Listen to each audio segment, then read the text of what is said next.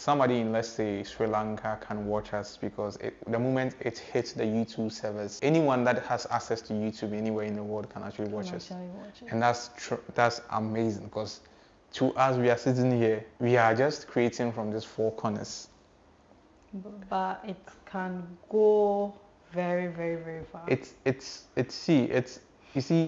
magical. It's like wonderful. The way you are describing. Yeah, it's because it's magical. If you were in like let's say the late centuries, and then they told you this thing that we are doing right now is possible, you would say, nah, no, that's almost impossible. Because how can I sit here and somebody will watch me there? So what we are experiencing, I think they say familiarity breeds contempt. It's a wonderful, wonderful, magical tool that if we are using it the right way to make impact.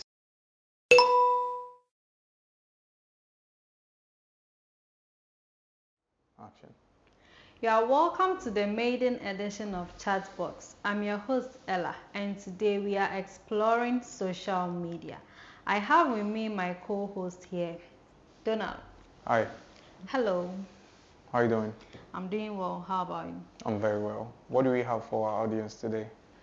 We are exploring social media today. Okay. What is social media? I would say it depends on who you ask. Okay. Why? Because everybody has their personal definition of what social media is. If you ask most of us, I believe we see social media to be maybe related to Twitter, Facebook, Twitter formerly, now X, formerly Twitter, yeah. Yes, and Facebook, Instagram, TikTok. But personally, if you ask me, I would say social media is when our primate instinct to communicate, okay, to really form a community system, to share our opinions, our emotions, our visions with others meet technology. Now, the technology aspects is these apps that I mentioned and the wonderful people that have developed these apps, like website developers, app developers and everything. So with their expertise and their knowledge, they've been able to mount this technology that we can actually communicate freely like the way we want to. So in a certain sense, it has maximized our capacity to sort of stay in touch with other people or other humans. So personally, if you ask me, that is what I believe social media is. What do you think social media is? That's a very deep explanation. Thank you. Okay. Well, I think social media is basically the normal platforms like Instagram, WhatsApp, TikTok, Snapchat we use to exchange informations, we use to communicate. It helps us to know what is going on around the world. So I think basically that is what social media is. Oh, okay. So it's basically comes down to the communication bits. Yes, okay. Communication. Okay. What do you think are the uses of social media, like the main uses of social media? The main uses is basically to communicate, to sort of bring people closer. So let's say I have a friend that has traveled to the US or maybe London or maybe Ireland or wherever. Now, even though they've left my immediate environment, but then because of social media, they can go there and then show me the life there. And then I can actually have a conversation with them physically on the phone and everything. It also forms as a form of update on what's going on in the world. You know, sometimes things are happening some elsewhere in the world, and then maybe it's something that we have to be prompted here where we are and about it, and maybe a disease that is growing up. Maybe when the COVID came, maybe when it's rising up in China. Now you have people that are going to sort of put it out there that this is what is happening here. Yeah. So you people have to be careful, and this is the reason why this thing happened the way it happened. So you also have to be careful so that you stay safe. So I believe it's a wonderful invention. I mean, it's a wonderful invention. Yes. Yeah. Okay. So what are some of the impacts that social media has on us, especially the youth? Especially the youth. Yeah. I think social media it's in two folds, right? Okay. I think it's coming to a point whereby unfortunately we are seeing social media as a negative thing because of the impact that it's had of many youth, right? But like I'll throw in this saying, okay, even the best thing in the hands of the wrong person becomes a wrong tool or equipment. Yeah. So let's say you have, maybe you go to the market, you buy a knife to help you sort of cook at the kitchen, Yeah. to make things easier for you to cut things. That's right. But in the same vein, somebody can use the knife to stab someone. Yeah. Now, who do you blame? Are you blaming the knife? No, the one in position of the knife, the one that's using it. Yeah, so basically it's the intent behind the tool. Yeah. So let's take it like social media is the tool, and then the person behind it will determine whether it will be useful or it will be something that will be toxic to us. Okay. So when you take it from the youth or the perspective youth, from the impact that it has on the youth, like you asked, I believe that generally it has not had the best impact on us, the youth. I think so as well. Yeah, unfortunately, generally has not had the best impact on us, the youth. And you think so as well? Yeah. Why do you think so? Because these days, a lot of young people, someone can just be in their bedroom, wherever they are, to just set camera on themselves, and then they say anything that comes to mind. Some of them are not things that are supposed to be out there, like out there. Maybe Okay. it can actually be private, you know. Maybe it can even be a video that can just be on your phone for you and maybe a few friends around or something, but not something that everyone Should should see or hear. But unfortunately, I feel because of boredom, loneliness, and depression, and a whole lot, anyone can just take their phone and then type or just record anything, and then they just post on social media, which is not the best, because there are other young people who are actually following the media and listening and reading things on the media. So when things that are not supposed to be on the media are on the media, and then the younger ones are picking up, it's like the generation we are trying to grow, they are kind of in a big trouble. Okay, like the young people behind us are in a big trouble because of the things we are posting. Yeah. That's a very good observation. Yeah. But like, to add to what you said, I believe that some of these things are very difficult to sort of control. Yeah. Because like the moment you have your own phone, you basically have the liberty to do whatever you want to do with your own phone, especially when you bought with your own hard-earned money. So it becomes almost impossible to control some of these acts that people do individually on the media. So now we look at the next best thing to use to control this whole thing, because you can't control the individual like impulse to post whatever they want to post. Like you rightly said, it's sometimes out of loneliness. Sometimes people are just bored and then they just want to, get something. Yes, but I think individually we have a huge responsibility, not only for ourselves but the people around us. Not the people around us, like the people that are matured or grown to sort of read between things and make decisions, but the younger people. When you have a niece, when you have a nephew, maybe you have a kid, how are you going to best position them so that they wouldn't be on the wrong side of social media? And that's very difficult, unfortunately. Yeah, it's very difficult, but I think that parents can actually limit the use of social media for the younger ones.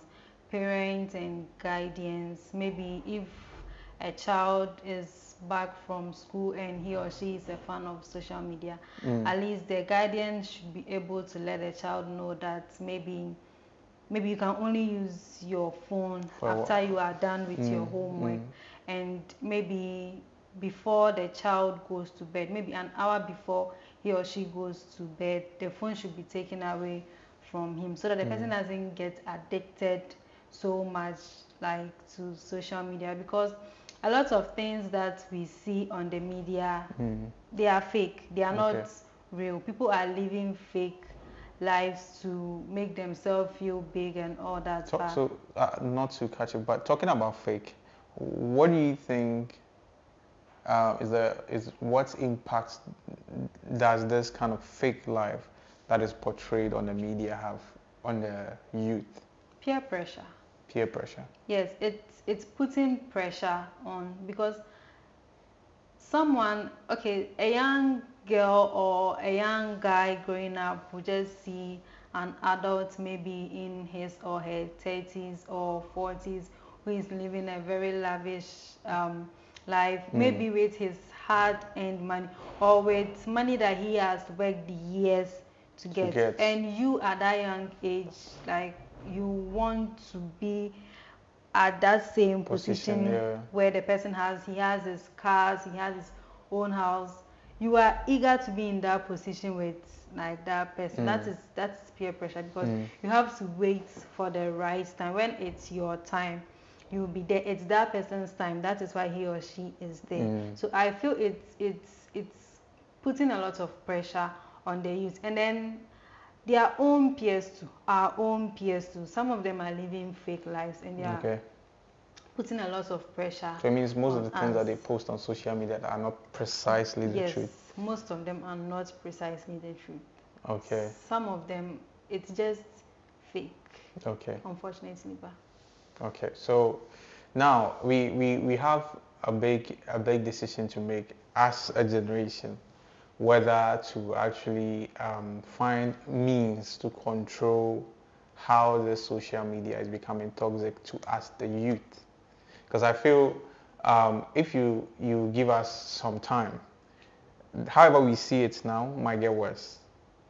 Unfortunately, I don't want to be a doom's prophet, but from how things are going, because sometimes I talk about issues here, and you see the effects of social media. Some people will put up certain behavior and acts because they've seen somebody doing it, without really taking into consideration whether even the environment they find themselves in is conducive for what the person is doing. Yeah. Because somebody might be in US, they might be doing something that is conducive in the environment, but you might be in Ghana.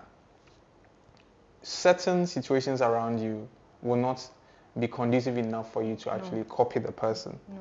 But you see, I think sometimes it's naivety and lack of guidance on the part of the parent. But do you blame the parents?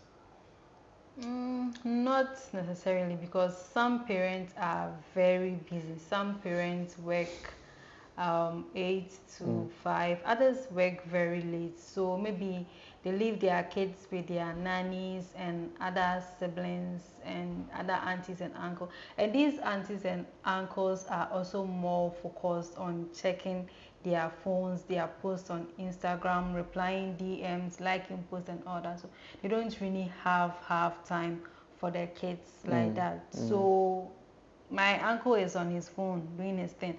I'm done with my homework. Maybe instead of him to take a book and read or something, if he has a phone or a tablet, so far as it's technology and it can go on social media, maybe he or she has a Facebook account, Instagram account, he also starts posting something small, and then a person becomes addicted. Okay, so it's not precisely the fault of the parents. It's not precisely the fault of the parents. So whose fault is it? So this question is for the audience. It's not for me. Yeah. So I think it's a question we should throw to our audience: that whose fault is it that we have this kind of situation? But personally, if you ask me whose fault is it, okay. I think I would say that in this sort of situation, it's nobody's fault. It's just an issue of situations surrounding specific places. Because I have someone that was telling me, he's an uncle, and he moved to the US, and he was telling me how his nephews have some sort of parental guidance on their phone. So there are certain apps, certain websites that automatically, when you go and purchase the device, they are not allowed to be used if you tell them that it's for kids. You get it? So now, because of the environment they find themselves in, they have that regulation there. Now, whether the kid will have access to these materials outside of the home, that one is another problem. But at least you have some how do I say, some good boundaries in place to guide the kid. Do you get it? But when you throw it back to where we are in Ghana now, we don't have those kind of regulations. We don't usually have it here in Ghana. Even if you put parental lock on it, most of our parents here don't even know there is that function on a device. Yeah. So now it's like, Charlie, and it's delicate, especially when you find yourself here. And even whilst I'm talking about, and you can still go to US, and some people wouldn't even care what their children are consuming. They will still leave them to do whatever they want to do. But do you think that social media has some sort of mental health issue on us? That's maybe has mentally it has affected us. Yeah. Oh, definitely, yes, very, very true. How? Because there's a popular saying that goes like, you are the people that you surround yourself with, the circle that you surround yourself with, basically determines the kind of person you become. Okay. Because these are the people that are going to say things, do things for you to copy. Okay. So what I believe that they don't add to that saying is, it's not necessarily the physical people. It basically means that you are human. You see on the internet. Yes. And then you listen to and then read about the stuffs they post and all that. Exactly. Okay. Yes. So if you take it in that context, right, it means that it's not precisely about the people I'm surrounding. Now is that saying is even a little bit outdated, because now the people that you surround yourself with might not precisely be physical people. They might be influencers on the media. Yeah. They might be people you're following on the media. Yeah. And they don't have to be physically there. They are saying things, they are doing things that you are learning. Each and every day. Every day. Every hour, every minute. Every hour, every minute. So how the mental health issue comes in is some of these people also are looking out to go viral. Yeah.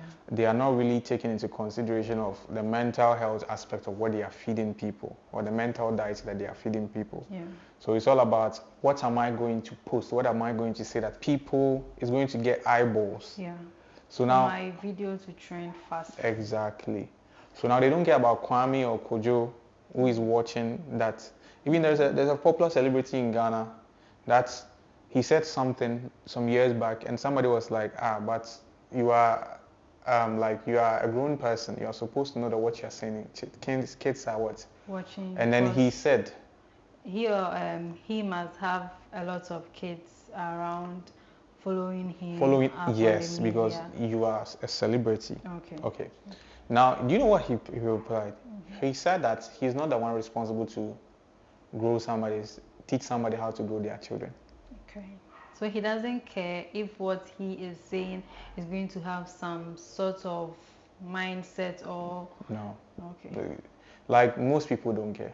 Okay. So it's like now people are sort of learning things that are not, not people. We are all exposed to certain things that we know mentally is not helping us. That we feel drained, we feel like we don't have lack of energy because we are binge watching, like we are constantly on this particular social media watching. Sometimes you can watch for like 2 hours before you sleep. 3 hours. And you start watching TikTok from like 8 p.m. By the time you realize it's 3 a.m. Exactly. So it's now you can flip it into the people that are actually the developers of the social media sites. They are also looking out to make money, so to get more people on their platform. So most of their algorithm is sort of mechanized in a way that they feed you what you want. Yeah. Okay. Yeah. So let's take it like it's a food. Maybe you like jollof rice, and then you love jollof rice, and then you go to a particular restaurant, they are constantly giving you the best of jollof rice. Definitely you go there for more. Yeah. And that is the same technique that they are using on this app. So it's very addictive, because the moment you go there and then you watch a video of somebody, let's say you like cooking, somebody cooking, the algorithm picks it up as you are a cooking Yeah. lover. You like food. You like this. It gives you a lot of videos of cooks, and then yeah. Have you noticed Yeah, that? I've noticed Yes. So then what it does is now whatever you don't like is what you don't get there. Yeah. You get it. Yeah, So yeah. the chances of you being addicted to that particular site is extremely high Yeah. if you are not disciplined. You That's get true. it. Yeah. So at the end of the day, whilst you're on this phone, we are all on this. Let me put it. Whilst we are on this phone watching and consistently, like we are basically focused on the phone and killing some time. Whatever we have to focus on in our lives to promote our life, to develop our life, might be sitting somewhere. Yeah, but what is actually not important is what like we are currently viewing Maybe on. viewing. Okay. Sometimes it's not necessarily like what you are watching is not important. Okay. Some people are maybe editors, videographers, Okay. and then they go on social media. Specifically, they watch videos relating to that. Okay. So now it gives them a broader perspective of the job they are doing. Okay. But unfortunately, most of us, honestly, we don't do that. No. That would be a lie. Most of us don't do that. We rather watch like random things that is going to be entertaining. Yes. And now that also brings in another aspect of social media, entertainment. Yeah. So now the communication has been more condensed to more of an entertainment thing. Okay. What will I watch to make me excited? Okay. You know, there's a shot of dopamine anytime you're on social media and you're watching something that's so nice and you're laughing. And so the more you go there to watch, the more you are watching and consuming. Now you are getting more of this dopamine shots and you are feeling good about, oh, okay. Now, Charlie, it's delicate. I'm laughing because it's extremely delicate, and the future of social media, I think if we are not careful, most of us will be addicted to social media. Yes. Most of us will be addicted to social media. But how do you think social media has impacted our businesses in terms of business? How do you think social media has helped? Social media? Yeah. Oh, it's tremendous. Like it's a wonderful tool for business because whilst you are in Ghana here selling anything, there's somebody in Kenya, there's somebody in South Africa, UK that might be in service of what you are selling. Okay. And then they might see what you are selling because you post the images, the videos on social media. And then it goes to every corner, every. Yes. Okay. Yes. And a lot of people around the world are able to see that this is what you do, and people can actually order from anywhere. Anytime. That's if you've structured your business well to actually reach them. Yes. And it's also in terms of media. Those of us that are in the media, media has experienced the highest rate of social media impact because now you are able to sort of air your opinion out there. Like right now we are sitting, somebody in, let's say, Sri Lanka can watch us because the moment it hits the YouTube servers, anyone that has access to YouTube anywhere in the world can actually watch us. And that's amazing because to us, we are sitting here and then we are just creating from these four corners. But it can go very, very, very far. It's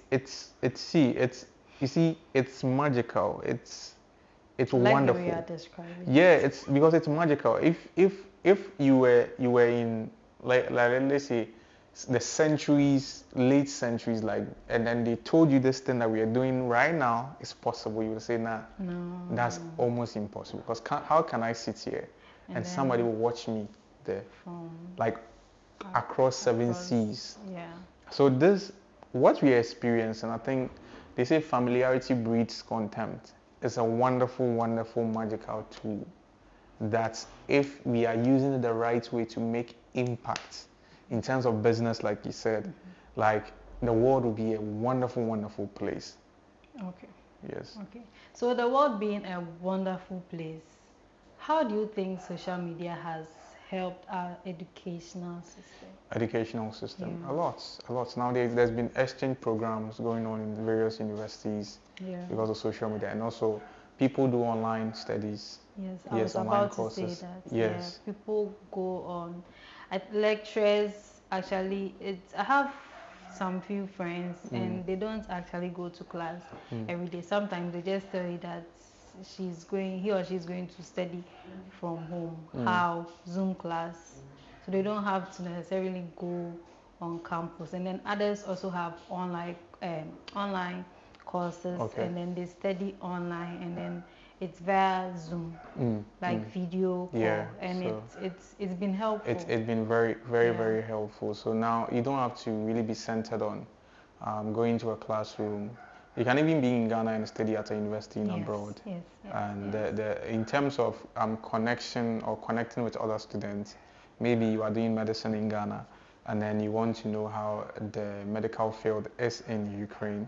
You can actually have some friends there that you can exchange ideas, about educational stuff and then your journey through university, and it makes things easier in terms of education. But There's a but? yes, there's a but, a huge but. The negative aspect comes in when now students are not able to focus on their studies because of social media, and it has become a huge problem. Very, very, very huge. I am fortunate that social media didn't really meet me in school, because I don't know, like it's difficult to sort of combine the power of social media and your books, okay? Because I mean you have your phone there and then you have a book. Now it's not always like nice to have study. You get it? It's not a nice experience, but it's a nicer experience to pick social media and go through. Like posts, reply to messages. Exactly. So for you to actually be focused and concentrated on your books, it takes a different level of discipline in our era. Okay. So that's the biggest but when it comes to social media. The young people are really, really struggling in balancing social media with their studies. Oh, yeah, it's true. Yes, yes. I know it's not easy to actually balance social media with books. It takes a lot of self-discipline to actually focus on your books when you have your phone right beside you, or maybe you are charging it in another room. Maybe you might be hearing your phone buzzing and all that. Oh, my friends are like, It takes a lot of discipline. It's a lot. Okay. What do you think are some of the impacts that social media has on relationships? Is it about a romantic relationship or just ordinary family relationship or business? Yeah, all business, friendship, dating, marriage, family.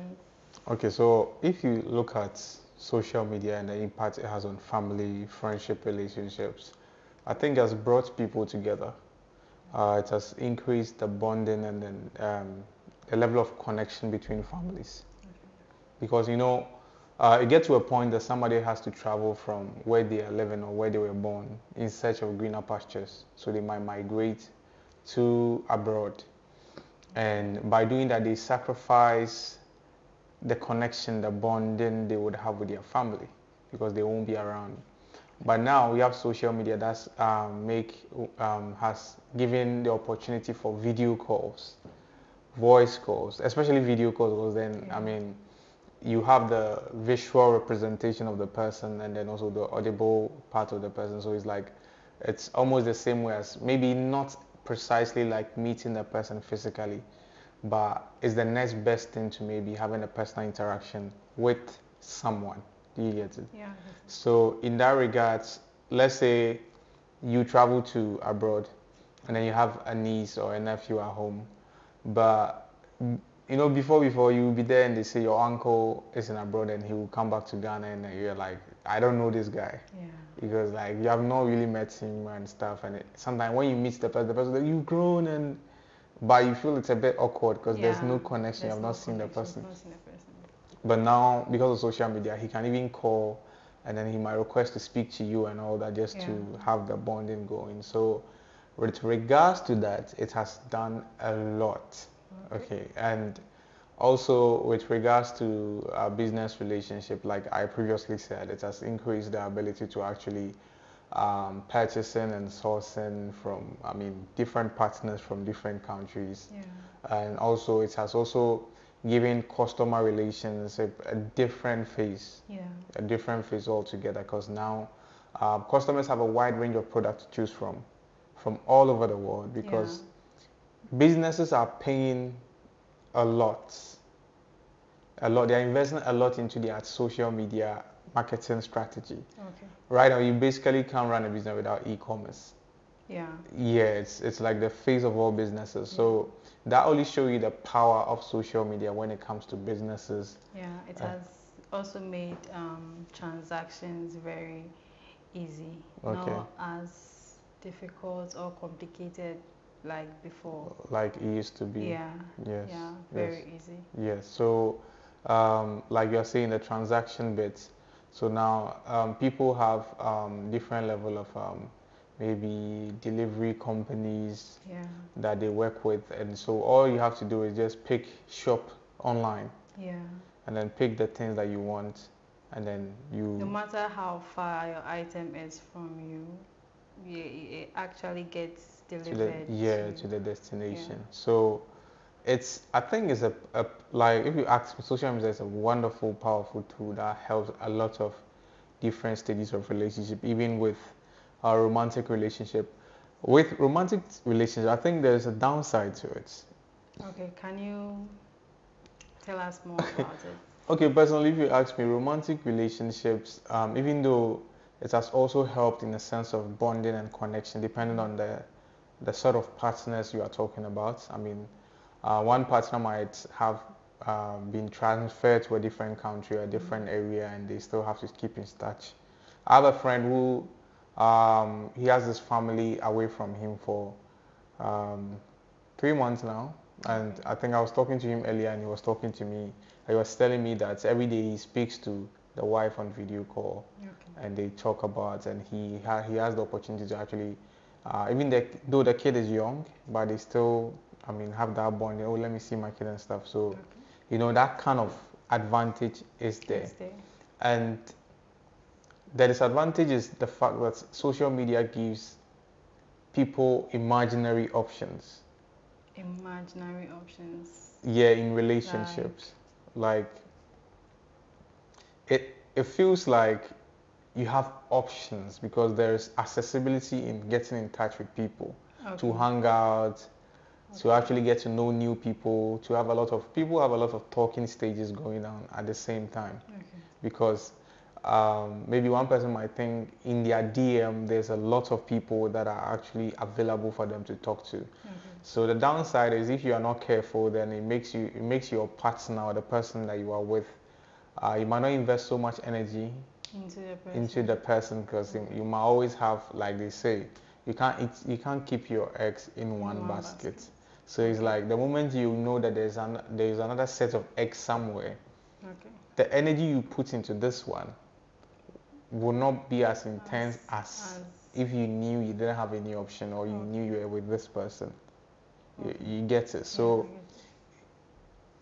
it has made modern relationship really delicate, and the issue of cheating, paternal frauds. A lot. Yeah, a lot of paternal fraud. I'm not in any way saying that in the past they didn't have these issues, but compared to now, Not. It was okay. I think back then maybe it might be low key, but yeah, in this era, it's like everywhere. it's almost it It's might almost everywhere. It's like it's common now. When you okay. go on Twitter, there are lots of stories about paternal fraud and yeah. And you personally, you think social media plays a role in paternal frauds? I think it does. Just like you said,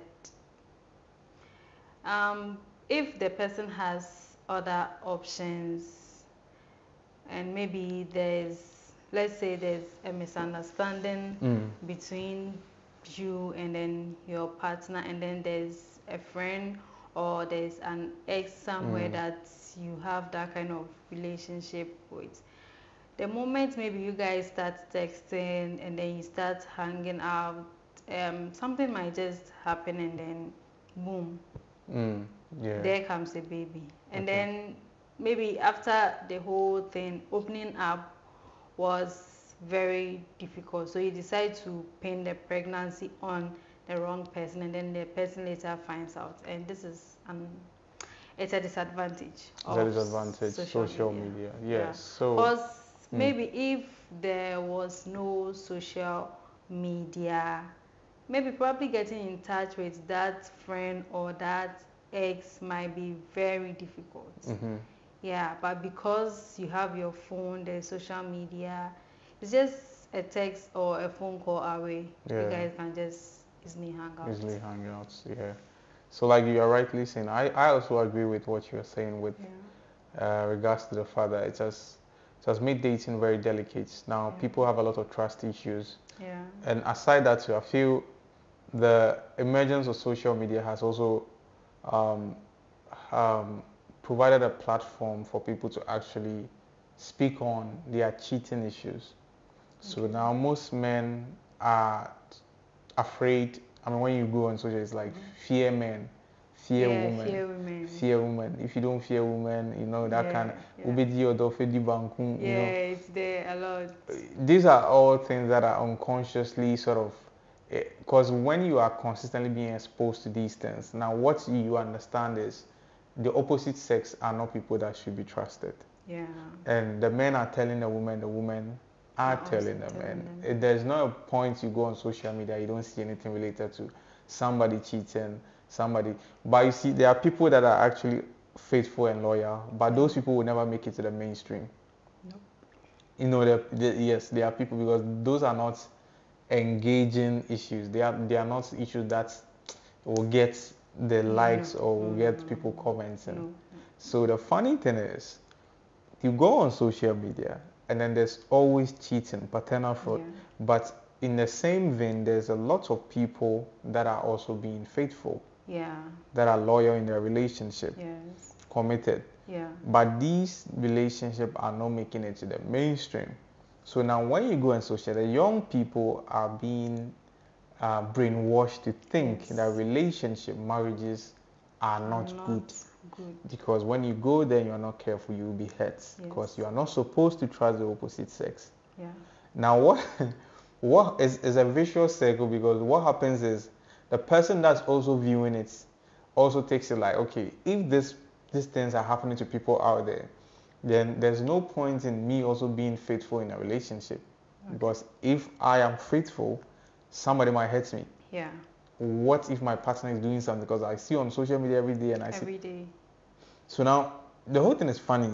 And I know it's not going to end now. And it doesn't look like it will end anytime soon. So, I mean, when you ask me about social media in relation to romantic relations, I honestly say it's very delicate. It's very delicate. Yes. Social media relationship. Very delicate. Yes. All right. What do you think is the future for social media? The future for social media, amazing. I think the future for social media is vast.